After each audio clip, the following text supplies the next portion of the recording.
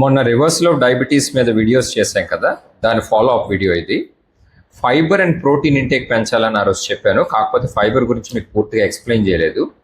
ఈ ఫైబర్ అనేది మోస్ట్ కామన్గా ఈ నట్స్, సీడ్స్, వెజిటబుల్స్ లేదా పప్పులు లేదా వీట్ నుంచి ఎక్కువగా ఉంటుంది. ఓట్ మీల్లో కూడా ఈ సీడ్స్ అవి ఉంటాయి, ఫైబర్ అది ఉంటుంది. ఈ ఫైబర్లో రెండు రకాలుగా ఉంటాయి, సాల్యుబుల్ ఫైబర్ అని, ఇన్సాల్యుబుల్ ఫైబర్ అని.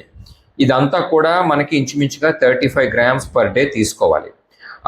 మన ముందు జనరేషన్స్ వాళ్ళైతే చాలా ఈజీగా ఎఫర్ట్ లేకుండా రోజుకి 50 grams తీసుకునేవాళ్ళు. కాకపోతే ఈ మోడర్నైజేషన్లో రిఫైన్డ్ ఫుడ్స్ మీద ఎక్కువ అలవాటు పడడం వల్ల మనం ఈరోజు ఇండియాలో ఇంచుమించుగా 15 grams మాత్రమే తీసుకుంటున్నాం. ఈ ఫైబర్ ఇంటేక్ చేయాలంటే చెప్పాను కదా, nuts, seeds, vegetables, whole foods మీద కాన్సన్ట్రేట్ చేయాలి ఎక్కువగాను. ఈ క్యారెట్, బీట్రూట్ అవి కూడా తీసుకోవచ్చు. షుగర్ ఉన్న వాళ్ళు కూడా తీసుకోవచ్చు. క్యారెట్ బీట్రూట్ జ్యూస్ వద్దు, కానీ క్యారెట్ బీట్రూట్ రాగా కన్జ్యూమ్ చేయొచ్చు.